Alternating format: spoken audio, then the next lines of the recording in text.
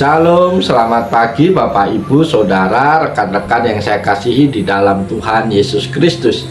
Kembali pagi hari ini dengan sukacita di dalam Tuhan saya menyapa, menjumpai Bapak Ibu Saudara semua melalui program Motivasi Pagi. Firman Tuhan pagi hari ini terambil di dalam Kisah Para Rasul 9 ayat 17. Terjemahan baru kedua berbunyi demikian. Lalu pergilah Ananias ke situ dan masuk ke rumah itu. Ia menumpangkan tangannya ke atas Saulus. Katanya, "Saulus, saudaraku, Tuhan Yesus yang telah menampakkan diri kepadamu di jalan yang engkau lalui, telah menyuruh aku kepadamu, supaya engkau dapat melihat lagi dan penuh dengan Roh Kudus." Amin. Bapak Ibu Saudara terkasih, firman Tuhan pagi hari ini berbicara tentang Tuhan menggunakan kita untuk menyampaikan berkat dan pemulihan. Dalam perjalanan iman kita, seringkali Tuhan memanggil kita menjadi bagian dari proses pemulihan dan transformasi hidup bagi orang lain. Renungan kita pagi hari ini berfokus pada kisah Ananias dan Saulus dalam Kisah Para Rasul 9 ayat 17, di mana Ananias dipanggil untuk menyampaikan berkat Tuhan kepada Saulus yang saat itu sedang mengalami perjumpaan besar dengan Tuhan. Melalui tindakan Ananias, kita belajar bahwa Tuhan bisa menggunakan kita sebagai saluran berkat dan pemulihan bagi orang lain, meskipun mereka datang dari latar belakang yang berbeda atau bahkan memiliki kesalahan yang besar di masa lalu. Saudara-saudara terkasih, dalam bagian firman Tuhan ini Tuhan berbicara kepada Ananias, seorang murid yang tinggal di Damaskus, dan meminta untuk pergi menemui Saulus yang sebelumnya dikenal sebagai penganiaya umat Tuhan. Tentu saja Ananias merasa ragu dan takut karena dia tahu siapa Saulus dan peranannya dalam penganiayaan terhadap orang-orang percaya. Namun Ananias memilih untuk taat kepada Tuhan meskipun ada rasa takut dan keraguan. Bapak Ibu Saudara, Ananias memilih taat pada panggilan Tuhan meskipun ia tahu bahwa Saulus adalah musuh orang percaya. Ini mengajarkan kepada kita bahwa seringkali Tuhan memanggil kita untuk melakukan hal-hal yang mungkin tidak nyaman atau terlihat menakutkan bagi kita.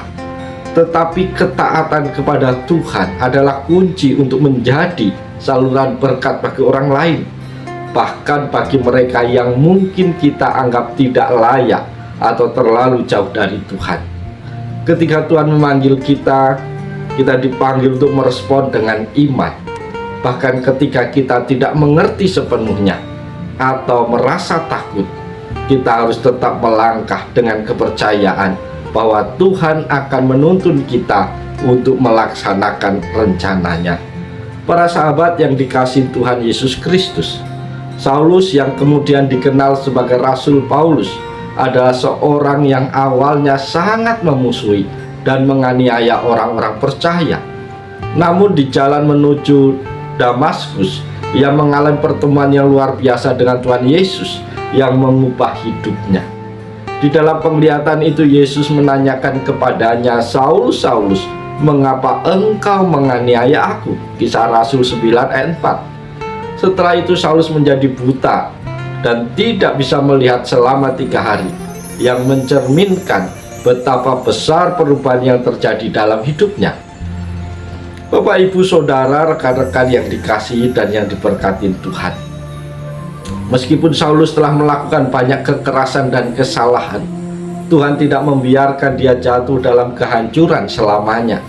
Tuhan berikan kesempatan bagi Saulus untuk mengalami pertobatan, pemulihan, dan transformasi hidup.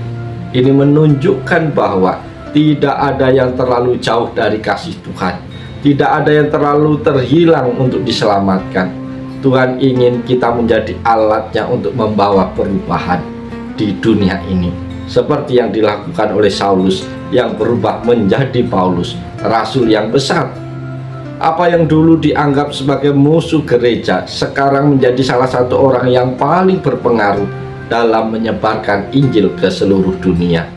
Bapak Ibu, rekan-rekan yang diberkati Tuhan, ketika Ananias tiba di rumah Saulus, ia menumpangkan tangan atas Saulus dan berkata, "Saulus, saudaraku, Tuhan Yesus yang telah menampakkan diri kepadamu di jalan yang engkau lalui telah menyuruh aku kepadamu supaya engkau dapat melihat lagi dan penuh dengan Roh Kudus." Melalui tindakan Ananias, Saulus dipulihkan secara fisik dan rohani.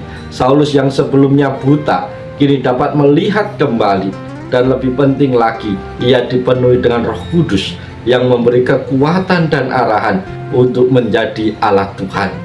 Saudara-saudara, pada pagi hari ini mari kita belajar seperti Ananias.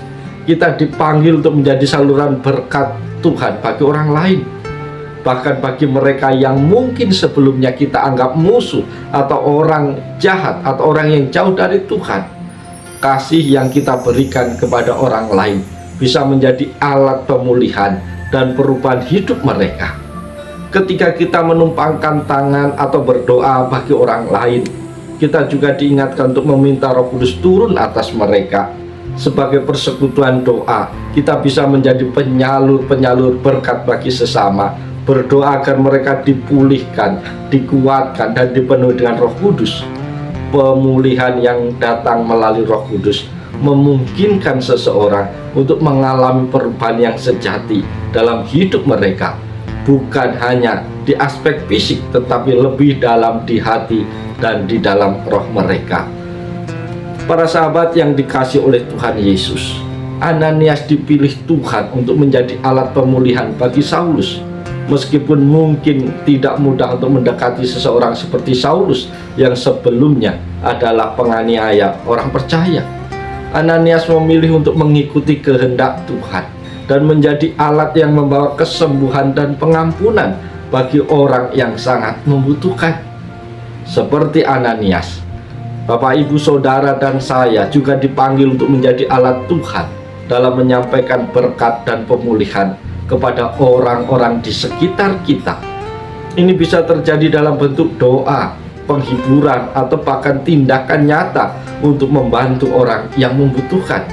Saudara-saudara, Tuhan mungkin memanggil kita untuk membantu orang yang jauh dari Tuhan, mereka yang dalam keterpurukan, atau bahkan mereka yang pernah menyakiti kita, atau mereka yang sudah lama meninggalkan Tuhan. Kehadiran kita dapat menjadi jawaban bagi doa-doa mereka.